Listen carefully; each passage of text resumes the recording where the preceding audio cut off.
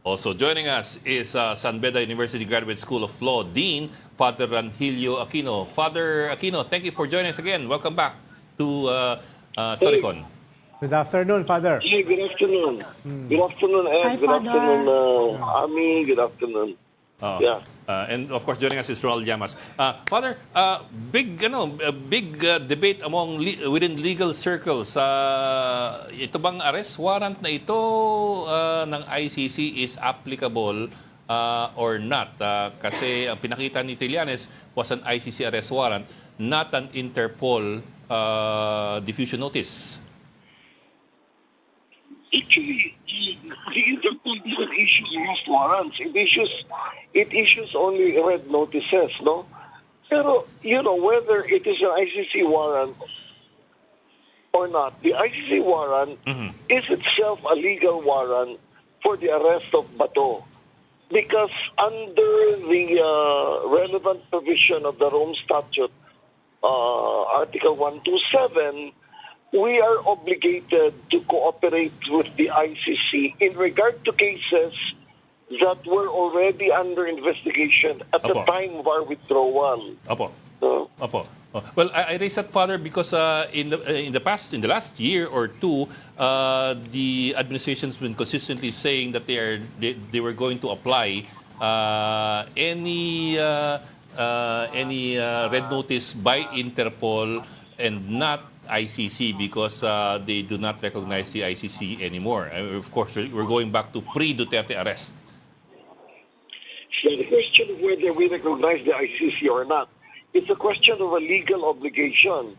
And when we were state parties to the ICC statute, we accepted an obligation that was incumbent upon us, even in case of withdrawal. So, in fact, I would find an Interpol red notice less convincing than an ICC warrant. Mas compelling, Father, yung ICC International Warrant.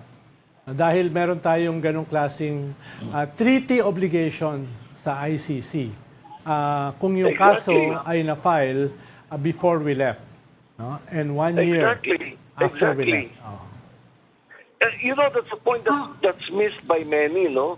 They think that just because we have withdrawn from the Rome Statute, wala na tayong obligasyon. Hindi.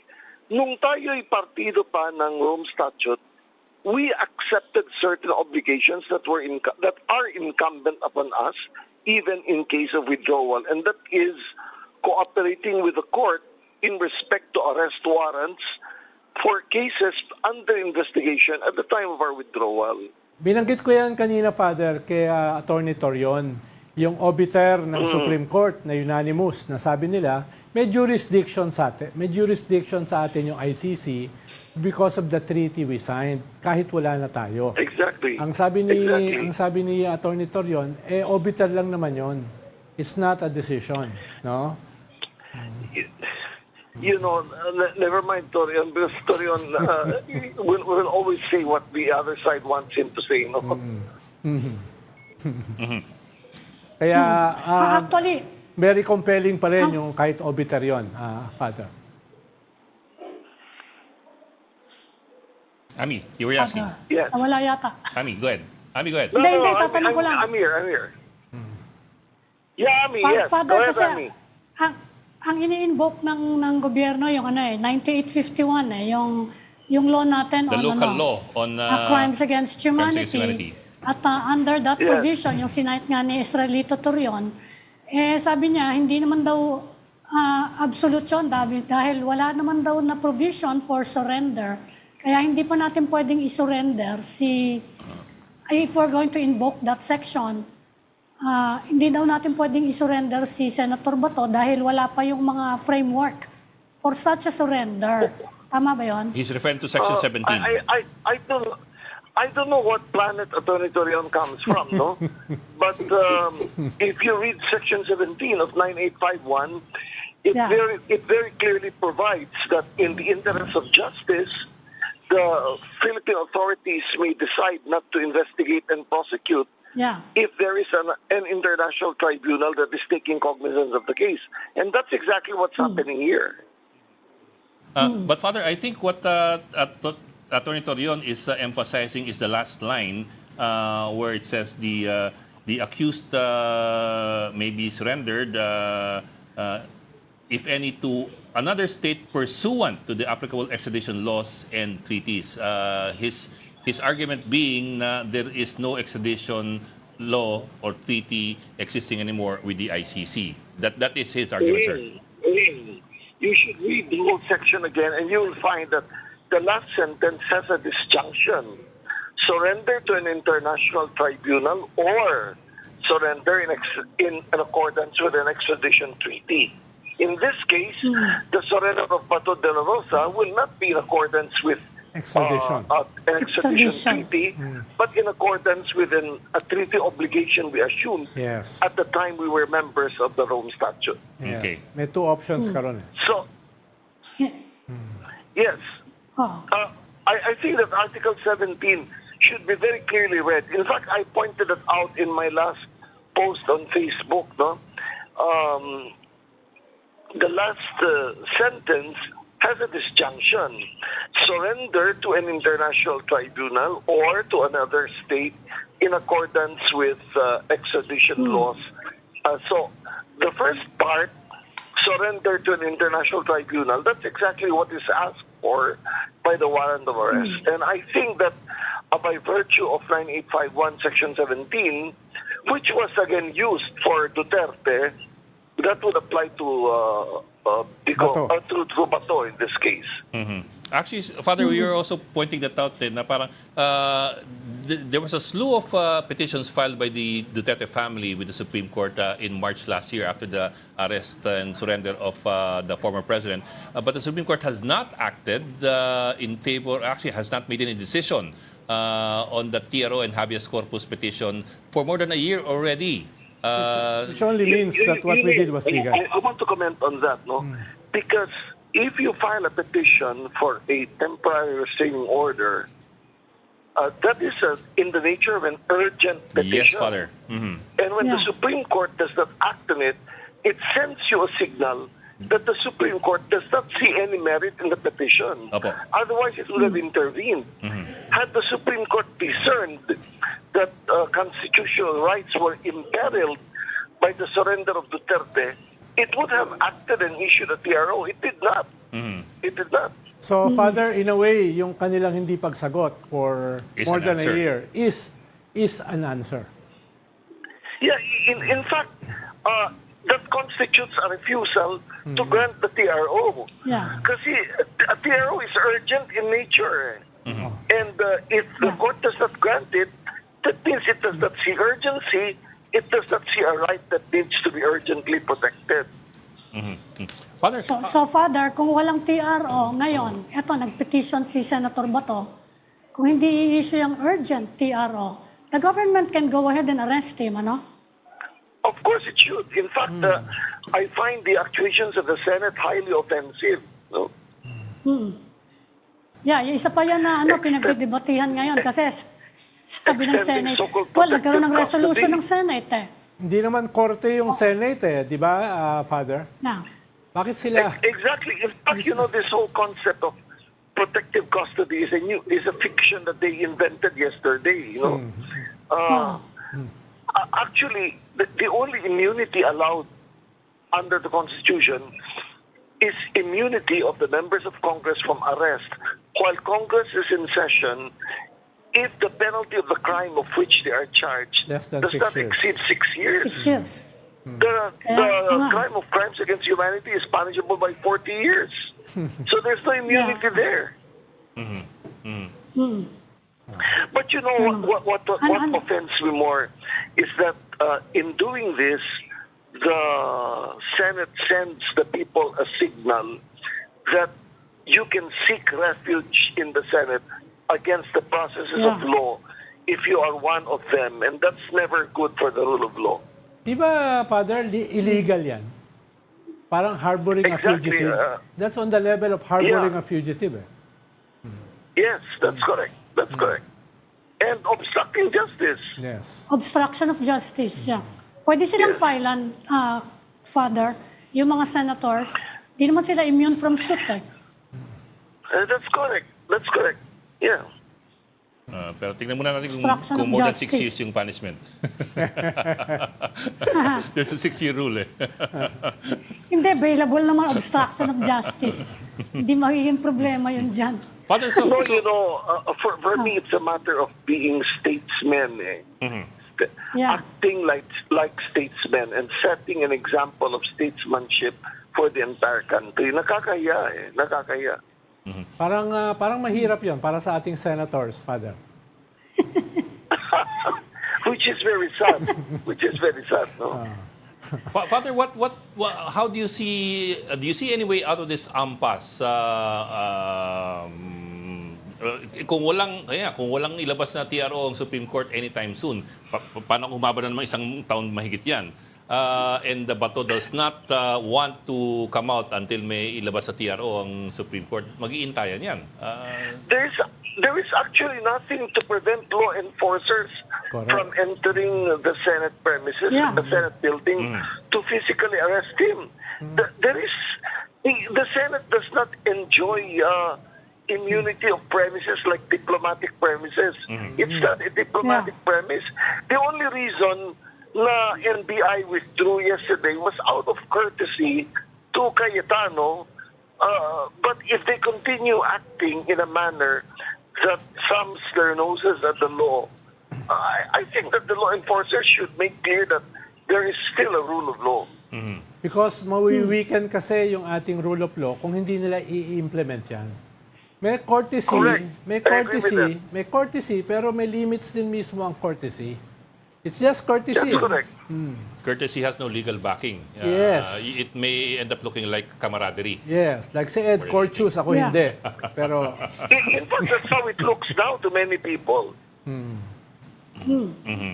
Kaya nga.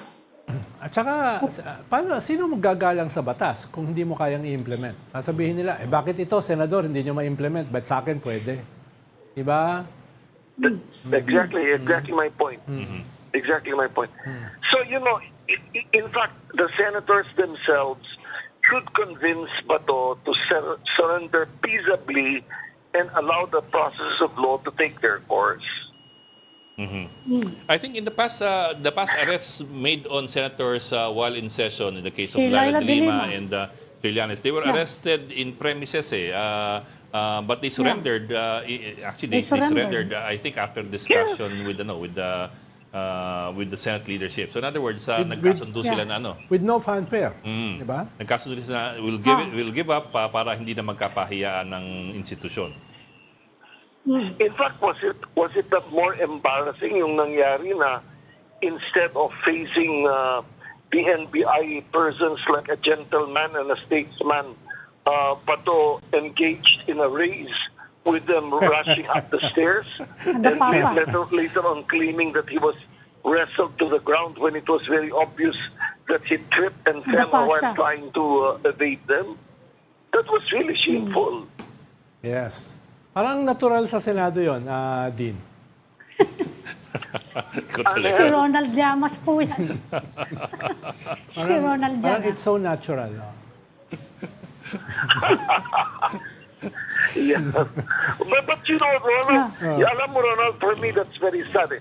Oh, by the way, Ronald, I often follow your commentaries. Ito tayo. Pwede niyo pong i-correct, Dean, no? Dahil nagpapanggap lang akong legal. No, you make very good points. That's a very important point for our people. This is a test for the entire nation, whether we are really committed to abiding by the rule of law. Yes. Panay rule of law tayo kung mismo ang Senado natin ay hindi nagpapatupad ng batas, paano? Yes. Tingin niyo ba, Dean, ay conscious yung ating mga senador that they are destroying the very institution they are supposed to represent? Exactly, and it's so embarrassing that you try to protect one of your members who is charged with a crime. That's very embarrassing. No less than a crime against humanity. Crime against humanity. The argument that they've been putting forward, Father, is due process and the rule of law ang kailangan ipatupad. Ironically, the charge against Senator Bato is a failure of Involves ignoring due ignoring process due process. There is, you know, over the there deaths is of no 6,000 issue. people. There is no issue that he is entitled to due process. So let him surrender, because surrender is essential to the acquisition of jurisdiction.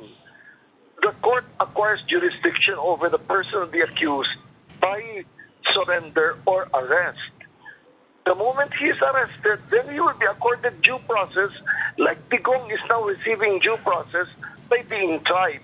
But you know, I'd like to share this with the three of you.